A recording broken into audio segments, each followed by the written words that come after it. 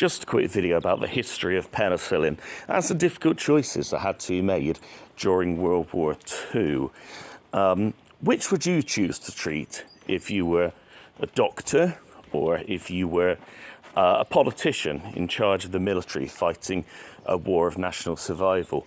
Well, would you treat the clap, gonorrhea, or would you treat a seriously injured patient that's clearly got a systemic infection, their sepsis? Who would you treat? That's the question. So just looking back, so Alexander Fleming is the name that always springs to mind with the discovery of penicillin.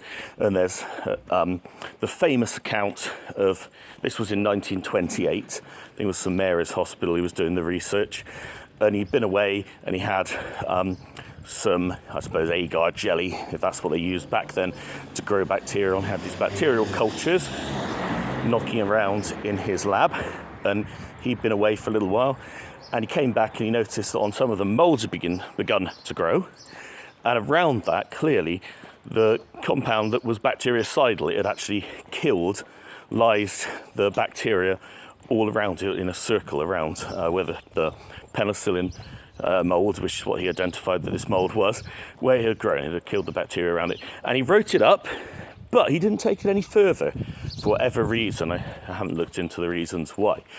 And it wasn't until at Oxford, Florey was appointed as the head of their pathology research centre there. I think this was 1935. And then he recruited another chap called Chain, who I believe, it probably isn't pronounced Chain, because I think this dude was actually a German emigre, this scientist. So probably Shana or something like that, I would have thought. But anyway, whatever. And it was actually him, it was Chain that was looking through various medical papers in search of something that could be the so-called magic bullet. I think it's Paul Ehrlich that gave us that phrase much earlier on when he was discussing sulfonamides and possible, new innovations. And he said about silver bullets that would seek out the bacteria and kill them. Of course, viruses weren't really even known back then. If you look at old medical dictionary like I have, it just says virus equals poison. Apparently, I think it must be an old, perhaps Latin or Greek term for poison, and they didn't really know what it was. The word is there, but it wasn't really until the electron microscope in the 50s that we could see what a virus actually was to a degree. But anyway, let's talk about bacterial infections here. Florey Chain, and recruiting others, what they did, they'd found this, they quickly tested the concept that, this mold definitely kills bacteria, certain types of bacteria, and they infected some mice, and they treated some, and they didn't treat some others, infected them with streptococcus, and they saw that it could save the mice when it treated them, whereas the others would die. But then moving on, obviously the problem was obtaining, growing penicillium mold, that wasn't so much the issue. It was the purification of it and the refining of it, and just getting pure penicillin that was extremely difficult. And this is where other people with other skills came in handy. And it was getting in quantities, because one thing that they realised is to treat a mouse, you probably need let's say 1 unit or whatever of penicillin. You need 3,000 times more to treat a human. Plus, you want to treat them until they recover, so you have to kill pretty much all the bacteria. Whereas with a mouse, I don't think they worried too much if the thing has ultimately died. I think they were more measuring how long they lived when they were being dosed and stuff like that. Anyway, so we get on into the war. So it's during the Blitz in 1940 that they really get stuck into this. And then by February 41, there's a policeman that varying accounts as to how he got infected. But either way, he had a very severe systemic infection, and he was going to die. And it's thought that he'd actually gone down to Southampton to aid with, because Southampton was very heavily bombed during the war. In fact, my great-grandmother, who's still alive, remembers it. Remembers seeing Stukas come down, and it probably wouldn't have been Stukas actually, but certainly maybe it was ME-110, something like that. But coming down, strafing, and things like this, So the next door neighbour came out to watch this low-level raid and got strafed. So they were doing this work, treated the policeman, and they found that, it miraculously, almost, seemed to treat him. Then they had the problem, though, they were running out because it needed quite a long course because it's such a bad infection. And although he nearly recovered, and they were starting to actually keep his urine and then extract the penicillin from his own urine so they could re-inject it.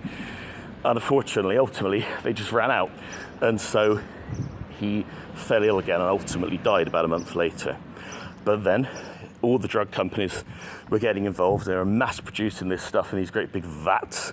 And come D-Day, penicillin was being rolled out and was being used to treat infections. But the problem was the quantity. They still didn't have enough, really. And they were ramping up production, but not really as fast as they wanted. And so a decision had to be made. Who do we treat? Do we treat the worst infections? Do we treat the minor infections just to make sure they don't get worse? And, the decision they made, obviously, generally when, as a medical person, you obviously go for the worst people first. It's like they say, don't they, go to the person who isn't screaming rather than the one that is, and things like this. But Churchill apparently intervened on behalf of the British Army, and he said, it seems that there's a problem with gonorrhea, the clap as it's colloquially known, being rife. I mean, even Montgomery, with his 8th Army, he was known to have said, the men need their horizontal recreation, I believe was how he termed it. And, they were all come down with gonorrhea, lots of troops were. And it seemed it was very efficacious, with a very short course, to treat gonorrhea. And the pragmatic decision that was made, look, if we have someone with a really nasty wound that's infected, he may still die even if we treat him. We'll need a lot more of the stuff, and he won't be back to war anytime soon. In fact, he may never be able to go back and fight. Whereas someone with gonorrhea, if you treat that and it gets better, well, he can be sent back very, very quickly to the battlefield. And this was a big thing in war. It wasn't just that you wanted to, because obviously casualties, certainly the First World War, when you hear casualties, you have to divide them in 3, and usually 1 in 3 will be dead immediately, pretty much. But then 2 out of the 3 will usually survive. But the question is, can they come back and fight again? And of course, this is where you keep hearing these massive casualty figures, but actually very often the same person can be wounded on multiple occasions. And over in Germany, I don't know if we do this here, but in World War I, certainly there was a wound badge. So to show that you have been wounded in action, and then you'd be back there sporting your wound badge back in action again. And so this was the decision that was made to treat the gonorrhea patients so they can get back fighting on the battlefield and actually win the war. So must have been a bit of a moral dilemma for the doctors involved. But yeah, just a quick and interesting point, something I found interesting. Bye-bye.